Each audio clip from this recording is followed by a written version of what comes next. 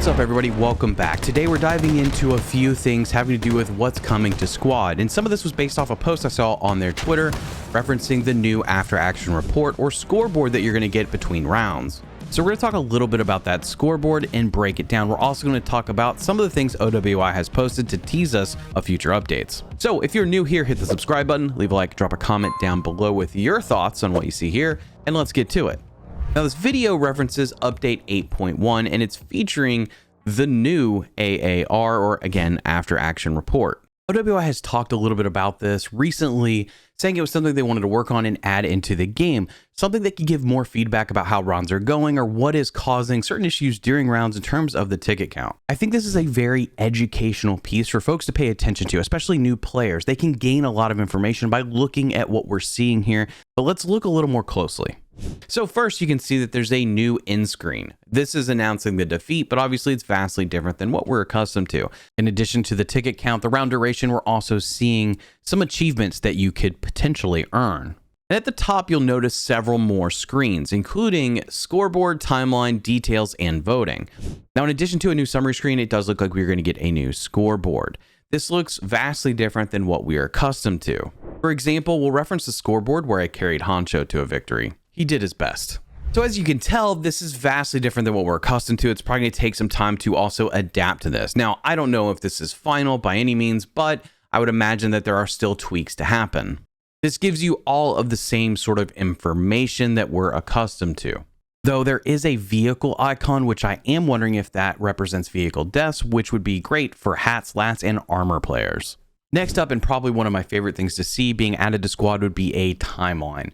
This looks to be covering the entirety of the match, divided into what each team is doing, accomplishing, or losing in the process. It looks as though you have all your flag captures, your radios, and your vehicles that you may lose along the way. This could be so incredibly helpful for a new player to understand why they're losing rounds, what is contributing to that loss in a visual format. It's going to give much more of an understanding of the significance of assets in Squad and how it contributes to winning or losing. And it's not just about the iconography of it. Instead, you can actually interact with it and you can see what's happening at all these major points. Now, obviously, it's up to a new player to take time to look at this, but just the visual distinction between these two teams gives you some understanding of what is happening during a round. And honestly, based on what I'm seeing here in this video, this is probably one of the most helpful things they could add. The timeline is going to clear up a lot of the things that sort of go missing during a round that may have drastically helped or hurt a team. And hopefully new players, as well as some experienced players, will utilize this to understand their contribution.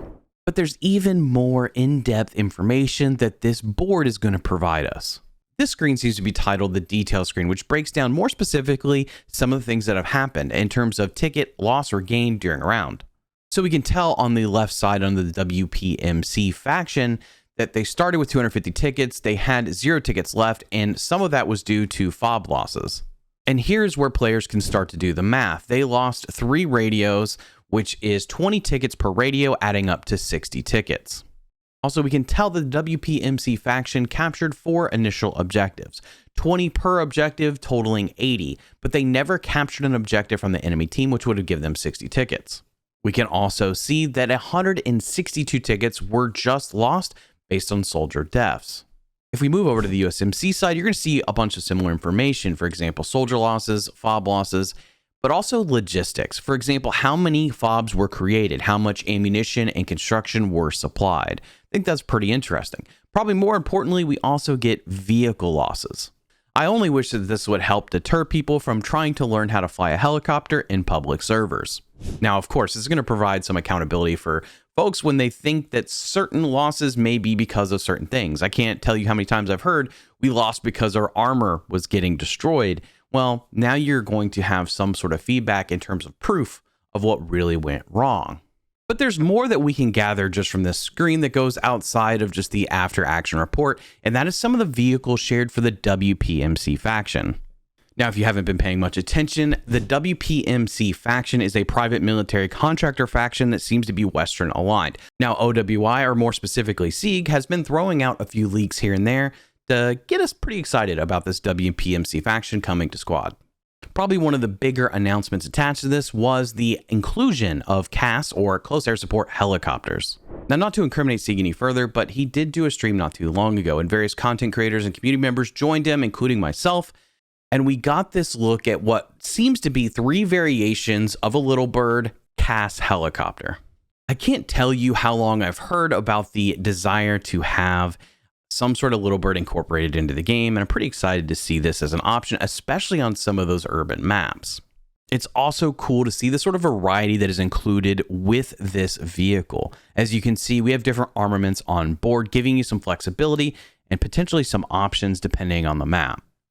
Another image that was leaked or shared during that stream was this. The vehicle seems to be the SUV that OWI teased earlier this year that they were working on for the PMC faction. So now this is proof that you can have soldiers mounted to the outside of the vehicle. And I would assume that if you can have 6 on the outside, maybe 5 on the inside, this is going to be a pretty valuable instrument for the WPMC to move troops around. Not too long ago, we got a little bit better look at these vehicles via Twitter. And again, you can see that these are SUVs that have open top hatches with miniguns mounted on top. And these look pretty great. I mean, they do have fully decked out interiors, and I'm seriously getting Clear and Present Danger vibes if you guys know the reference. And we're also getting an idea of what this WPMC faction is going to be like. We know that this faction will be available everywhere, but we also know that they won't have infantry fighting vehicles. So I think this is a faction that will rely very heavily on speed and an assortment of weaponry to be a very strong infantry-based faction. So I guess that is where the M1117 armored security vehicle would come in at. It kind of looks like a TAP V with a TLAV turret on top.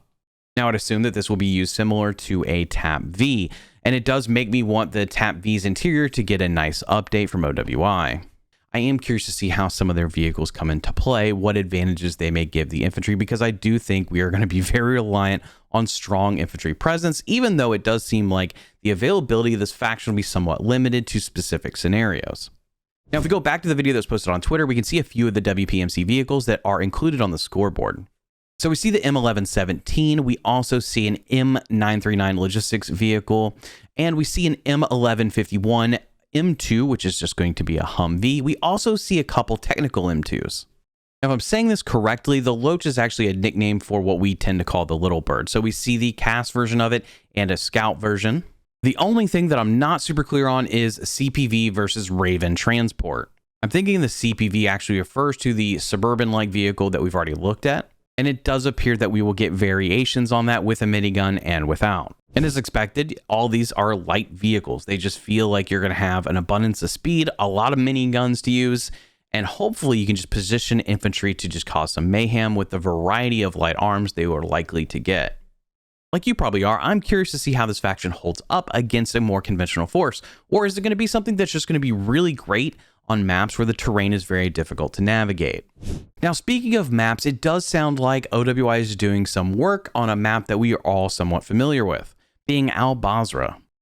In the monthly newsletter for Squad, they shared some video clips of this impressive rework that seems to be taking Al Basra to a completely different level. I would say one issue with Al Basra now is there's these wide open areas. It's not that much different than playing something like Talia, where armor can just run rampant until you get into the city, of course. Now it appears like we are going to have a sprawling world to play within. I mean, this looks absolutely massive. I'm just shocked at how stunningly different this appears versus what we have now. It feels like a completely different setting. I mean, just looking here and seeing the variety of vegetation, buildings, and the density in some areas is really exciting because it's going to make this map play so much differently just by looking at it. It almost gives you the impression that there's almost like several biomes happening, right? Where you have urban areas, some heavy vegetation areas, waterways, the refinery. There's a lot going on here. I'm really excited to see what OWI has cooked up with this because I think this is going to be a really great update to that map. And I do hope that this sort of sets the bar. Like, I do think it would be great to see some updates on some other maps. For example, Talil could use something like this. I mean, given that it's a desert map, I don't feel like it's that far off to suggest that. I would also love to see some of these smaller maps get some updates, including Mestia. So we've talked a little bit about the AAR report, a new faction, the vehicles. and a new map that may be headed our way soon, we got to talk about the other update that Squad has talked about on Twitter, which is bots coming to the game. This is a huge thing for server owners. It's a tough thing to be able to seed a server every day. It can also be exhausting. Having bots added to Squad is great for the seeding process. It's going to give the server life when you're otherwise just trying to populate that server. I'm also wondering that with this integration of Squidder's bots into the game, if this is something that can be leaned on for training purposes, or maybe even a new educational experience in the training range for new players. So with that, I think we've covered a lot of the stuff that is on the way to Squad in the near future. So if you enjoyed the video, hit the subscribe button, leave a like, and of course, leave a comment down below with what you're most excited about. And with that, take care, and I'll see you next time.